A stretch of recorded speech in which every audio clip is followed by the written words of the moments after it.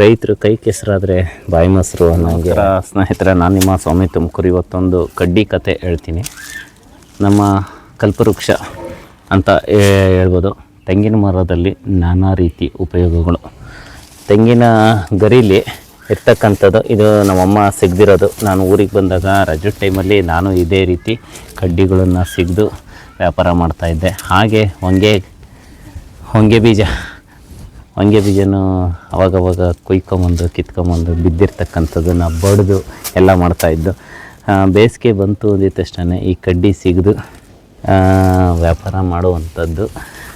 ನಾನು ಇವತ್ತು ಊರಿಗೆ ಬಂದಾಗ ನಮ್ಮಮ್ಮ ನೋಡ್ತಾ ಇರ್ಬೋದು ಎಷ್ಟೆಲ್ಲ ಕಡ್ಡಿಗಳನ್ನು ಸಿಗದಾಕಿದ್ದಾರೆ. ಇವತ್ತು ನಾನು ಅವನ್ನು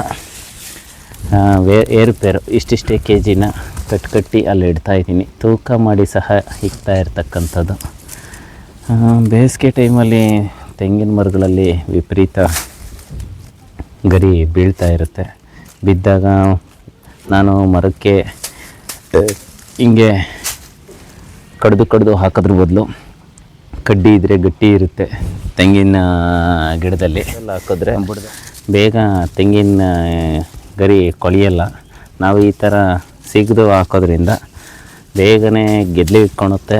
ಹಾಗೆ ಬೇಗನೆ ಕೊಳೆಯೋಕ್ಕೆ ಸ್ಟಾರ್ಟ್ ಆಗುತ್ತೆ. ಯಾವ್ಯಾವ ಮರದಲ್ಲಿ ಎಲ್ಲೆಲ್ಲಿ ಯಾವ್ಯಾವ ಕಡ್ಡಿ ಎಲ್ಲೆಲ್ಲಿ ಹಾಕಬೇಕು ಅಂತ ಗೊತ್ತಿರಲ್ಲ. ಇದ್ರ ಜೊತೆಗೆ ಬೇಸಿಗೆ ಟೈಮಲ್ಲಿ ನೀವು ಹೊಂಗೆ ಮರ ಎಲೆ ಇರುತ್ತಲ್ಲ, ಹೊಂಗೆ ಮರದ್ದು ಎಲೆನೂ ಸಹ ವಿಪರೀತ ಚಿಗುರಿರುತ್ತೆ. ತೆಂಗಿನ ಮರಕ್ಕೆ ಒಳ್ಳೆ ಆಯುರ್ವೇದಿಕ್ ಅಂತ ಹೇಳ್ಬೋದು. ನಾನು ಸಿಟಿ ಕಡೆ ಇರ್ತಕ್ಕಂಥ ಹೊಂಗೆ ಹೂವು ಇರುತ್ತಲ್ಲ, ಹೊಂಗೆ ಹೂವು ಅವನ್ನೂ ಸಹ ತಗೊಂಬಂದು ನಾನು ತೋಟಕ್ಕೆ ಹಾಕೋಣ ಅಂತ ಮುಂದಿನ ದಿನಗಳಲ್ಲಿ ಅಂದ್ಕೊಂಡಿದ್ದೀನಿ. ಸಿಟಿಲಿರೋರು ಎಲ್ಲ ಗುಡಿಸಿ ಬಾಚಿ ಮುನ್ಸಿಪಲ್ನವ್ರಿಗೆ ಹಾಕ್ಬಿಡ್ತಾರೆ. ಹಾಗಾಗಿ ನಾನೇನು ಮಾಡ್ತಾಯಿದ್ದೀನಿ, ಇನ್ನು ಮುಂದಿನ ದಿನಗಳಲ್ಲಿ ಎಲ್ಲರಾಗಲಿ ನಮ್ಮ ತೋಟ ಚೆನ್ನಾಗಿರಬೇಕು ಅಂತಂದರೆ ಗೊಬ್ಬರನ ನ್ಯಾಚುರಲ್ಲಾಗಿ ಇರ್ತಕ್ಕಂಥ, ಅವಾಗೆಲ್ಲ ಯಾವುದು ಗೊಬ್ಬರ ಇರಲಿಲ್ಲ. ದನಿನ ಗೊಬ್ಬರ ಹಾಗೆ ಬೇವಿಂದು ಸೊಪ್ಪು, ಹೊಂಗೆ ಸೊಪ್ಪನ್ನು ಕಡಿದು ಮರಗಳಲ್ಲಿ ಹಾಗೆ ಮರಗಳು ಕಟ್ ಮಾಡ್ತಿದ್ದಂತಹ ಈ ತುಂಡುಗಳನ್ನೆಲ್ಲ ಪೀಸ್ಗಳನ್ನ ಮಾಡ್ಕೊಂಬಂದು ಮರದ ಬುಡಕ್ಕೆ ಹಾಕಿದಾಗ ಮರ ಗೊಬ್ಬರ ನೀಟಾಗಿ ಆಗ್ತಾಯಿತ್ತು. ಆವಾಗ ಫಸಲು ಅಷ್ಟೇ ಇತ್ತು. ಈಗೆಲ್ಲ ರಾಸಾಯನಿಕ ಗೊಬ್ಬರಕ್ಕೆ ನಾವು ಮೊರೆ ಹೋಗಿರೋ ಸ್ವಲ್ಪ ಕಮ್ಮಿ ಆಗ್ಬಿಟ್ಟೈತೆ. ಸಾವಯವ ಗೊಬ್ಬರನ ಬಳಸಿ ನಮ್ಮ ಪರಿಸರವನ್ನು ಉಳಿಸ್ಬೇಕು. ಯಾಕೆ ಅಂದರೆ ನಾವು ಕಲುಷಿತವಾದಂತಹ ರಾಸಾಯನಿಕ ಗೊಬ್ಬರಗಳನ್ನು ಬಳಸೋದ್ರಿಂದ ಫಸಲು ಇಳುವರಿ ಕಮ್ಮಿ ಆಗುತ್ತೆ. ಹಾಗಾಗಿ ನಾವು ಏನು ಮಾಡ್ತಾಯಿದ್ದೀನಿ, ಊರ ಕಡೆ ಬಂದಾಗ ಸಿಟಿಲಿ ಹೇಗಿರಬೇಕೋ ಆ ರೀತಿ ಇರ್ತೀನಿ. ಹಳ್ಳಿ ಸೈಡ್ ಬಂದಾಗ ಹಳ್ಳಿಯ ರೀತಿಯೇ ಇರ್ತೀನಿ. ನಾವು ಸಿಟಿಲಿ ಬೆಳೆದವರು ಹಳ್ಳೀಲಿ ಬೆಳೆದಿರೋರು ಅಂತ ಅನ್ನೋಂಗಿಲ್ಲ. ಸಿಟಿಲಿ ಹಿಂಗೆಲ್ಲರ ನೆಲದಲ್ಲಿ ಕೂತ್ಕೊಂಡ್ರೆ ಏನಪ್ಪ ಹಿಂಗೆ ಕೂತವನೇ ಅಂತ ಅನ್ಕೊತಾರೆ. ಆದರೆ ಹಳ್ಳೀಲಿ ಎಲ್ಲಿ ಬೇಕಾದ್ರೆ ಅಲ್ಲಿ ಕೂತ್ಕೊಂಡ್ರು ನಮ್ಮನ್ನ ಯಾರೂ ಕೇಳೋರು ಇರಲ್ಲ. ಯಾಕೆ ಗೊತ್ತಾ, ಎಲ್ಲರೂ ರೈತರು ಕೈ ಕೆಸರಾದರೆ ಬಾಯಿ ಮೊಸರು ಅನ್ನೋಂಗೆ. ಕೆಸರಾಗಲಿ ಕಷ್ಟನೋ ಸುಖನೋ ಎಲ್ಲ ಸಿಟಿಲಿದ್ದಾಗ ಈ ಟವಲ್ಲು ಸಹ ಇರಲ್ಲ ಒರೆಸ್ಕೊಳಕ್ಕೆ. ಖರ್ಚೀಪ್ ಅಂತ ಅನ್ನೋದು ಒಂದು ಇರುತ್ತೆ ಅಲ್ವಾ. ಇಲ್ಲಿ ಆಗಲ್ಲ. ಟವಲ್ಲು ಸಿಟಿಗೆ ಬಂತು ಅಂದಿದ ತಕ್ಷಣ ಟವಲ್ನ ಹಾಕ್ಕೊತೀವಿ. ಹಾಕ್ಕೊಂಡು ರೈತರು ನಮ್ಮ ಹಳ್ಳಿ ಸೊಗಡೆ ಹಾಗೆ. ಹಳ್ಳಿಗೆ ಬಂದಮೇಲೆ ಹಳ್ಳಿ ಥರ ಇದ್ಬಿಡ್ತೀವಿ.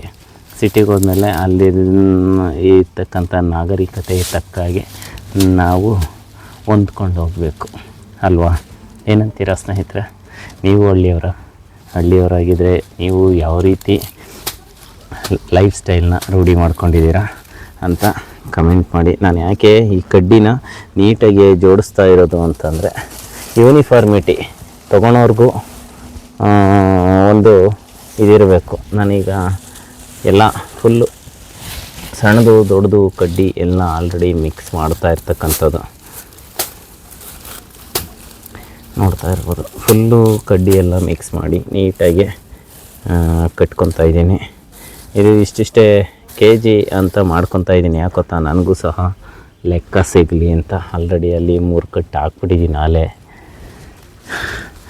3 ಕಟ್ಟು ಹಾಕಿರೋದನ್ನು ನೋಡಿದ್ರೆ ಅಲ್ಲಿ ಹಾಕಿದ್ದೀನಿ ನೋಡಿ. 3 ಕಟ್ಟು ಹಾಕಿದ್ದೀನಿ. ತೂಕನೂ ಸಹ ಪ್ರತಿಯೊಂದಕ್ಕೂ ತೂಕನ ಮಾಡ್ಕೊತಾ ಬರ್ತಾಯಿದ್ದೀನಿ. ಅದು ಕಡ್ಡಿ ಮಧ್ಯದಲ್ಲಿ ಏರಿಳಿತ ಆಗಬಾರ್ದು ಅಂದ್ಬಿಟ್ಟು ಬೋರ್ಡ್ದು ಮೂಟೆ ದಾರದಲ್ಲಿ ಕಟ್ತಾಯಿದ್ದೀನಿ.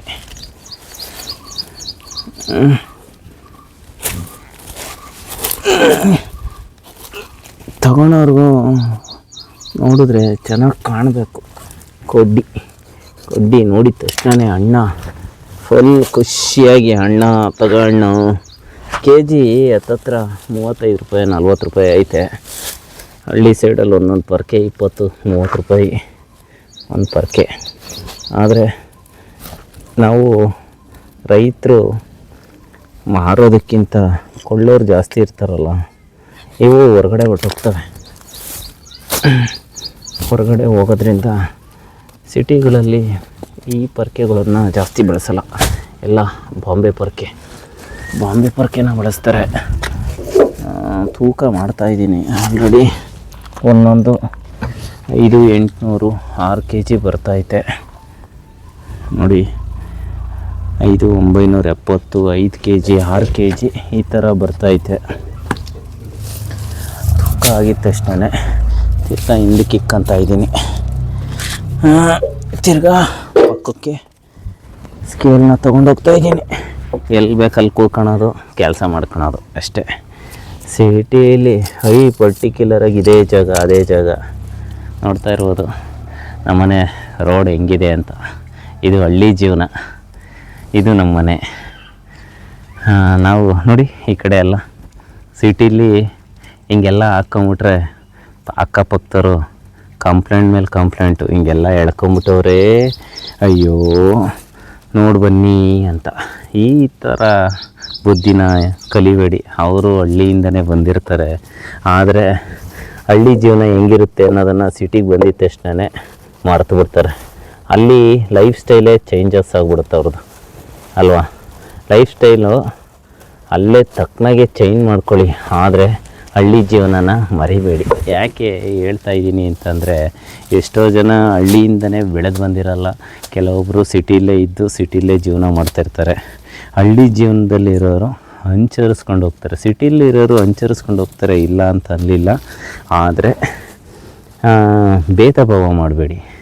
ಒಂದಿನ 2 ದಿನ ಅವರು ಸಿಟಿಗೆ ಅಡ್ಜಸ್ಟ್ ಆಗುವಂಥವ್ರು ಇದ್ದೇ ಇರ್ತಾರೆ. ಕೆಲಸ ಹುಡಿಕೊಂಡು ಸಿಟಿಗೆ ಬಂದಿರ್ತಾರೆ. ಹಾಗಾಗಿ ರೈತರ ಜೀವನ ಕಾಲ ಮಕ್ಕಳು, ಮನೆ ಮಕ್ಕಳು, ಮರಿ ಮಕ್ಕಳು ಈ ರೀತಿ ಮಾಡ್ಕೊತ ಬರ್ತಾ ಇರ್ತಾರೆ. ಎಲ್ಲರೂ ರೈತರಾಗೋದಕ್ಕೆ ಅದೃಷ್ಟ ಇರಲ್ಲ ಅಲ್ವಾ. ರೈತರಾಗಬೇಕು ಅಂತಂದರೆ ಅದೃಷ್ಟ ಮಾಡಿರಬೇಕು. ಇತ್ತೀಚಿನ ದಿನಗಳಲ್ಲಿ ನನಗೂ 1 ಎಕರೆ ಜಮೀನು ಇದ್ದು ನಾನು ಮಾಡೋಣ ಅಂತ ಅಂದ್ಕೊಂಡು ಎಲ್ಲ ಬರ್ತಾಯಿದ್ದಾರೆ. ಅದೃಷ್ಟ ಏನು ಅಂತಂದರೆ, ನಮಗೆ ರೈತರ ಇದರಲ್ಲೇ ಕುಟುಂಬದಲ್ಲೇ ಹುಟ್ಟಿ ಬಂದಂಥದ್ದು. ಹಾಗಾಗಿ ನಾನಿವತ್ತು ಕಡ್ಡಿನ ಆಲ್ರೆಡಿ ಜೋಡಿಸ್ಕೊತಾ ಬರ್ತಾಯಿದ್ದೀನಿ. ಬಿಸಿಲೇನು ಇದೆಯಾ, ವಿಪರೀತ ಬಿಸಿಲಿದೆ. ಆದರೆ ನಮ್ಮ ರೈತರುಗಳಿಗೆ ಅದೆಲ್ಲ ಏನು ಬಿಸಿಲು ಅನ್ನೋದೇನಿಲ್ಲ. ಬಿಸಿಲಾದ್ರೇನು ಮಳೆ ಆದ್ರೇನು ನಾವು ಮಾಡೋವಂಥ ಕೆಲಸ ನಾವು ಮಾಡ್ತಾ ಇರಬೇಕು ಅಲ್ವಾ. ಏನಂತೀರ ನೀವು? ರೈತರಾಗಿದ್ದರೆ ಕಮೆಂಟ್ ಮಾಡಿ. ನನ್ನ ವಿಡಿಯೋ ಯಾರೆಲ್ಲ ನೋಡ್ತಾ ಇದ್ದೀರಾ ಫಸ್ಟ್ ಟೈಮು, ಒಂದು ಕಮೆಂಟ್ ಮಾಡಿ. ಯಾರೆಲ್ಲ ಸಬ್ಸ್ಕ್ರೈಬ್ ಆಗಿಲ್ಲ ಒಂದು ಸಬ್ಸ್ಕ್ರೈಬ್ ಮಾಡಿಕೊಡಿ. ನಾನು ಇದು ವೃತ್ತಿ. ಊರಿಗೆ ಬಂದರೆ ಒಂದಲ್ಲ ಒಂದು ಕೆಲಸ, ಸುಮ್ಮನೆ ಬಂದು ಸುಮ್ಮನೆ ಹೋಗ್ಬಾರ್ದು. ಸಿಟಿಲಿದ್ದರೆ ಅಲ್ಲಿ ಇಲ್ಲಿ ಕೆಲಸ ಮಾಡ್ತಾನೆ ಇರ್ತೀವಲ್ವ. ಈ ಹಳ್ಳಿಗೆ ಬಂದರೂ ನಮಗೇನು ಯಾರು ಮಾಡಿಕೊಡ್ತಾರೆ, ನಾವೇ ಮಾಡ್ಕೊಬೇಕು ಅಲ್ವಾ. ಹಾಗಾಗಿ ನಾನು ನಮ್ಮ ಅಮ್ಮಂಗೆ ಆದಷ್ಟು ಒಂದು ಸಹಾಯ ಅವ್ರು ಮಾಡಿಕ್ಕವ್ರೆ. ಈಗ ಸಿಗ್ದು ಪಗ್ದು ಎಲ್ಲ ಇಕ್ಕವ್ರೆ. ನಾನೀಗ ಪೂರ ಅದನ್ನು ವಿಂಗಡಣೆ ಮಾಡ್ತಾ ಕಮೆಂಟ್ ಮಾಡಿ. ಪೂರ್ತಿ ವಿಡಿಯೋ ನೋಡಿದ್ದಕ್ಕೆ ಧನ್ಯವಾದಗಳು. Thank you.